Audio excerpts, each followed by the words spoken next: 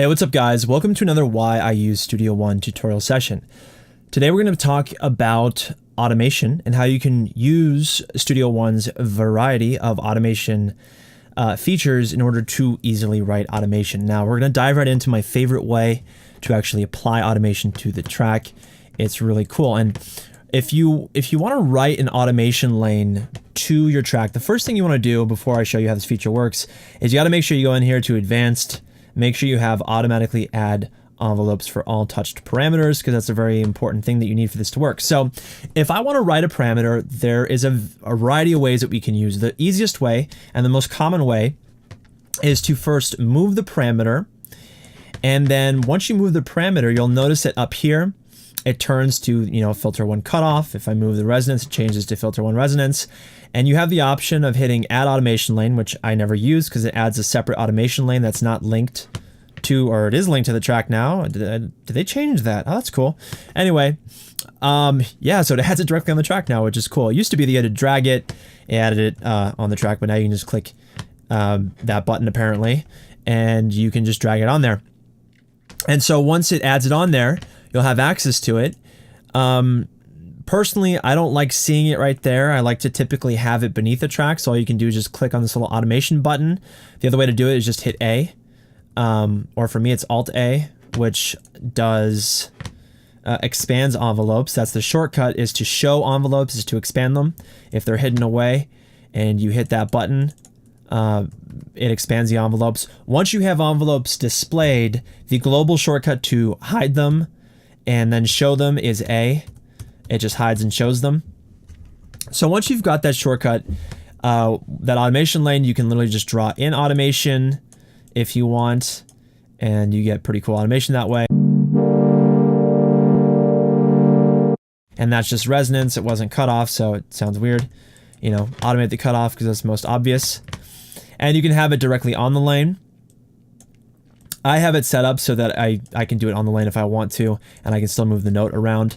If you want to move the automation with your region when you move it, you have to make sure you go up here and have automation follows events. I wish this feature was in a much more, I wish it had a shortcut actually, because it needs one because I use it all the time. But for now, you just go up there, click that on and off, click it on so that when you move it, it moves with your track. Even if you don't have it selected that way, it's still going to move it when you select the region, or if you duplicate it, it's going to duplicate the region. If you have it turned off, when you go to duplicate the region, it doesn't follow. If you wanted it to follow while it was turned off, you'd have to use the marquee tool and then select all the way down to that region and then click duplicate or select it and then drag it and control drop it. So that's one way that you can write automation. What's really cool, in my opinion, about the automation is that it allows you to record it very easily. Like if I didn't have that automation added yet, the other way that I could add it is come up in here, open your synth, and then put it in write mode or touch and latch mode. I'm not going to go into what those mean, but they're all basically the same thing. We'll just put it in touch mode. And what's really cool about that feature I had you enable in the options earlier is that if we have it in touch mode and we hit play, and as we hit play, we move any of these parameters, it's automatically going to add them to the track. So there we go. Really cool. You can very easily add in features. And if you have all these parameters mapped out to an external MIDI controller, and as you may be aware, once you map out controls to a MIDI controller, as selected here, it will save those parameters each time you pull in that synth. So you don't have to remap things. It's automatically saved for my APC40. So I literally can just go here, and if I want to map like the resonance as I have touch enabled, I can literally just hit play, it writes it in, and I've mapped in resonance very easily. For this feature to work, for it to work with your mapped external controller, the synth has to be open and in front of you for it to work. If you close it or hide it or anything, it doesn't do anything. Not going to control it because that's a MIDI mapping feature.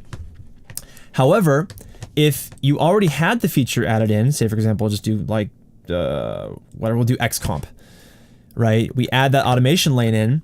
If we wanted to automate it, we could also do it by hand by just literally hitting play again with touch enabled and moving it from here up and down, which is super cool. You can also temporarily disable automation lanes separately, which is super important if you want to experiment like with this sound. Say for example, we already have this automation going with our filter cutoff, right? We want to disable that and play with it, because if it's turned on with this on button over here and we move it, it will allow us to move it, but then the automation will go right back to, it will snap back to this grid once you stop moving this fader. Actually, my bad. It will resume back to normal once you hit stop and you hit play again. It will turn it back on. So what you can do is you can just turn it off, and then you can experiment with it all that you want and maybe get a new sound. So it's a really cool feature. That's just pretty much the variety of ways that you can duplicate and work with automation in Studio One so that you can get really creative. It's as robust as it gets. For me, it's amazing. I love it. I use it all the time. So if you find that useful, let me know. Hit that thumbs up if you like this video, and subscribe to my channel so you can see my videos as they get released. And we will see you guys next time. Keep producing, have fun, and crush it.